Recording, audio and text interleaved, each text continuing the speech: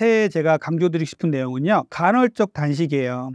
자, 간헐적 단식은 정말 많은 사람들이 알고 있지만 또 제대로 알고 있는 사람은 또 많지가 않아요. 간헐적 단식은 우리 현대인들이 낮에도 먹고 밤에도 먹고 낮에도 자고 밤에도 자고 이런 그 엉망이 된 생활 습관들을 정상화시켜준다는 의미, 그리고 다이어트와 항노화, 건강을 위해서 상당히 좋은 방법입니다.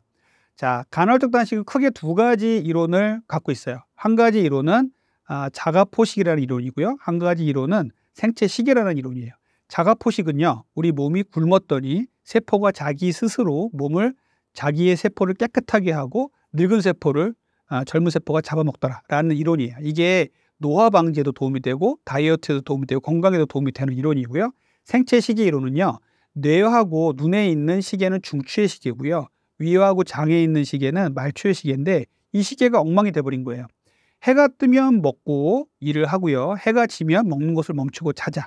이게 기본적인 우리의 원리거든요. 우리가 이제 아주 원시시대부터 이뤄온 우리의 생활 습관인데 이게 현대인들은 완전히 깨져버려 있죠. 그래서 해가 뜨면 먹는 것을 해가 뜨면 먹고요. 그리고 눈에서 이제 햇빛이 들어오면은 먹고, 그리고 음식이 들어오면은 나주로 인식하는 위전관계, 이런 것들의 시계를 맞추자는 겁니다. 그래서 이걸 싱크로나이즈라고 하는데 이 생체 시계 이론을 바탕으로 하고 있어요.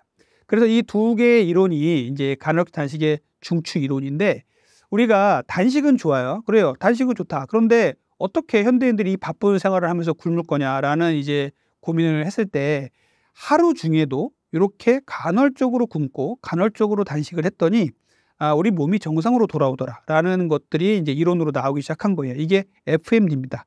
단식을 모방하는 다이어트. 단식 모방 다이어트예요. 하루 중에도 단식하는 시간을 가져서 우리 몸이 정상화되는 시간을 갖자라는 것입니다. 그래서 12대 12부터 간헐적 단식이 시작이 된다고 보시면 돼요. 12시간을 굶었더니 비로소 우리 몸에 지방을 태우기 시작하고 우리 몸의 세포도 좋아지더라. 그 다음에 이제 14대 10, 14시간은 굶고 10시간은 먹는 시간을 갖자. 그리고 16대 8, 16시간은 굶고 8시간은 먹자. 보통 8시간을 먹게 되면 하루에 2끼 정도 먹는 게 되거든요. 그래서 이렇게 공복 시간을 늘려가자. 이게 이제 간헐적 단식인데, 이 공복 시간을 무리하게 늘린다고 무조건 좋은 게 아니에요. 내가 지금 12시간도 공복이 잘 어려운 사람인데 무리하게 14시간을 굶겠다, 그래서 다이어트를 잘하겠다고 하는 분들이 간혹 계세요. 그런데 이런 분들 며칠 하다가 다 포기하고 간헐적 단식이 아니라 주기적 폭식이 되는 경우가 너무나 많습니다. 그래서 간헐적 단식은요, 자기의 상황에 맞게 하시면 돼요. 내가 아침에 일찍 일어나는 사람들은 아침을 일찍 먹고 저녁을 일찍 마치고 주무시고 밤을 이용해서 단식 시간을 가지면 되고요. 올빼미형 인간이면 저녁을 좀 늦게 드시고 아침을 좀 늦게 먹으면서 간헐적 단식 시간을 가지시면 돼요. 이렇게 자기의 생활 스타일대로 맞추시면 되고, 무리하게 하지 마시고 12대 12를 하시더라도 하루에 3끼를 먹으면서도 충분히 간헐적 단식을 할 수 있습니다. 단 간헐적 단식을 하는 시간 동안에는 물 외에는 절대 아무것도 먹지 않는다라는 생각을 꼭 해주셔야 돼요. 이것을 할 수 있는 시간이 나에게 맞는 간헐적 단식 시간이에요. 무리하게 하지 말라는 말씀을 꼭 드리고 싶어요. 제가 추천드리고 싶은 다이어트 방법은요, 식후 걷기예요.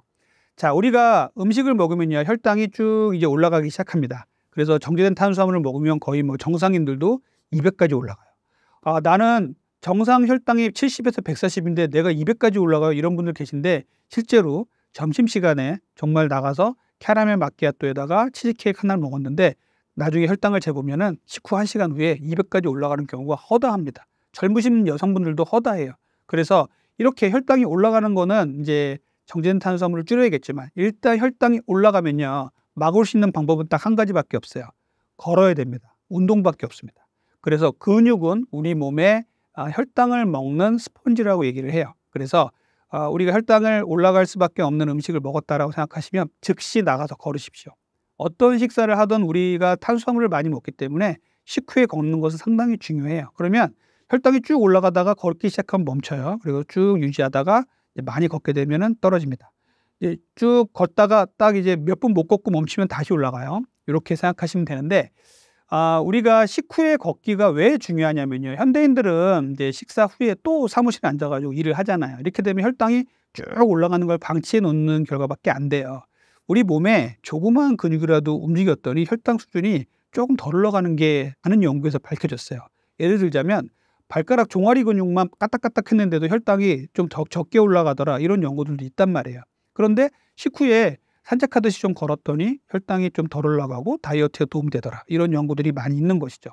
특히 이제 저녁 식후에는 좀 많이 걸으라고 좀 말씀을 드려요. 저녁 식후에는 좀 시간이 있는 분들이 많이 있고 또 저녁에 또 포만감 있게 음식을 먹는 경우도 많고 또 저녁 먹으면 이렇게 퍼져가지고 쉬는 분들이 많기 때문에 저녁 먹고 나서는 어슬렁어슬렁 움직이다가 조금 속이 편해지시면 한 바퀴 돌고 오시고 30분 정도 운동을 하고 오시라고 저는 꼭 말씀을 드립니다. 저는 식사 직후에 걸으세요라는 말씀을 늘 말씀을 드리거든요. 근데 식사 직후에 걸으면 소화가 안 돼요, 배가 아파요 이런 분들 계신데 그렇게 무리하게 걸으란 말 아니고요. 식사 직후에는 어슬렁어슬렁이라는 말씀을 드려요. 식사 직후에 어슬렁어슬렁 걷다가 배가 안 아프고 소화가 괜찮으면은 이제 20분 정도, 30분 정도를 충분히 걸으시라고 말씀드려요. 그래서 많은 연구에서 식사 직후에 조금 약하게 걷다가 속도를 올려서 걸었더니 식후 혈당에도 도움이 되었고 다이어트에도 도움이 되었다라는 연구가 많습니다. 그래서 식후 걷기도 꼭 새해부터는 해주셨으면 좋겠어요.